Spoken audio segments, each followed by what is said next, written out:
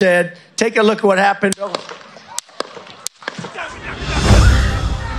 যুক্তরাষ্ট্রে নির্বাচনী জনসভায় রিপাবলিকান প্রার্থী এবং সাবেক প্রেসিডেন্ট ডোনাল্ড ট্রাম্পের উপর হামলার ঘটনায় সামনে এসেছে হামলাকারীর পরিচয়। জানা যায় হামলাকারীর নাম টমাস ম্যাথিউ ক্রুকস। ট্রাম্পকে লক্ষ্য করে গুলিবর্ষণ ও আহত করার পর অভিযুক্ত ওই হামলাকারী নিহত হয়েছেন মার্কিন সিক্রেট সার্ভিস সদস্যদের গুলিতে। 14 জুলাই রোববার মার্কিন গণমাধ্যমের বরাত দিয়ে নিজেদের লাইভ আপডেটে এই তথ্য জানিয়েছে সংবাদ মাধ্যম ডেইলি মেইল।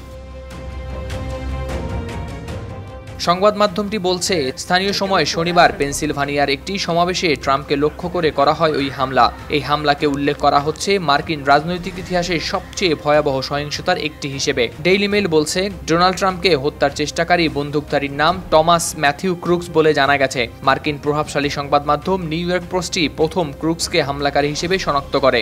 শিয়া বাটার ও ভিটামিন ই সমৃদ্ধ lily glam beauty soap. Lily, always beautiful. জানা যায় হামলাকারী রিপাবলিকানদের পাশাপাশি ঘৃণা করেন ট্রাম্পকেও। My name is Thomas Matthew Crooks. I hate Republicans. I hate Trump. And guess what? You got the wrong guy. এছাড়া যুক্তরাষ্ট্রের কেন্দ্রীয় গোয়েন্দা সংস্থা ফেডারেল ব্যুরো অব ইনভেস্টিগেশন এফবিআইও আনুষ্ঠানিকভাবে জানিয়েছে হামলাকারীর নাম টমাস ম্যাথিউ ক্রুকস। পেনসিলভানিয়ার বেথেল পার্কের বাসিন্দা 20 বছর বয়সী এই যুবক সমাবেশের মঞ্চ থেকে 130 গজ দূরে একটি ভবনের ছাদ থেকে ডোনাল্ড ট্রাম্পকে লক্ষ্য করে ছুঁড়েছেন কমপক্ষে 8টি গুলি। মূলত 20 বছর বয়সী এই বন্দুকধারী শনিবার পেনসিলভানিয়ার সমাবেশে ডোনাল্ড ট্রাম্পকে হত্যার চেষ্টায় গুলি করে আহত করে। সাবেক এই রিপাবলিকান প্রেসিডেন্ট হাজার হাজার সমর্থকদের উদ্দেশ্যে বক্তব্য দেওয়ার সময় 130 গজ দূরে একটি ভবনের ছাদ থেকে এআর রাইফেল দিয়ে গুলিবর্ষণ করে হামলাকারী। সঙ্গে সঙ্গে সাবেক এই প্রেসিডেন্ট নিচে লুটিয়ে পড়ে নিজেকে করেন আড়াল। এ সময় সিক্রেট সার্ভিস এজেন্টরাও ছিলেন তার পাশেই। এরপর তাকে নামিয়ে নিয়ে যাওয়া হয় স্টেজ থেকে। ট্রাম্পকে যখন স্টেজ থেকে ধরে নামানো হচ্ছে সেই সময়ই তার কানের পাশে ও গালে লক্ষ্য করা যায় রক্ত।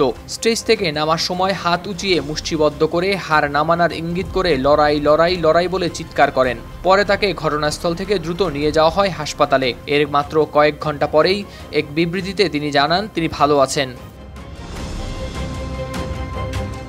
আক্রমণকারীগুলিতে সমাবেশে অবস্থানরত একজন ব্যক্তিও নিহত হন। এরপর মার্কিন সিক্রেট সার্ভিস সদস্যদের গুলিতে নিহত হন ওই হামলাকারী। ভয়ঙ্কর এই ঘটনায় উঠেছে নানা প্রশ্ন। আইন প্রয়োগকারী সংস্থার সদস্যদের বিপুল উপস্থিতি সত্ত্বেও কিভাবে সাবেক একজন প্রেসিডেন্টের উপর হামলাকারী গুলি চালানোর সুযোগ পেল তা নিয়েও উঠেছে প্রশ্ন।